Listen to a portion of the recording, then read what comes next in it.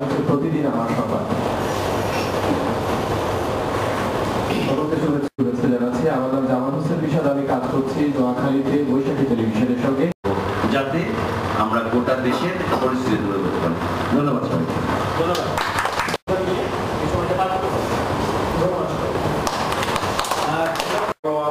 সবাই একসাথে শেয়ার করা, আলোচনা করা, আমার মনে হয় এটা কোনো সিএসআর লোগোটা দেখেছেন, এটা আমাদের জাতীয় পর্যায়ের একটা ক্যাম্পেইন। সরকারের মাধ্যমে আসবে, বেসরকারি সংগঠনগুলোর মাধ্যমে আসবে বা অন্য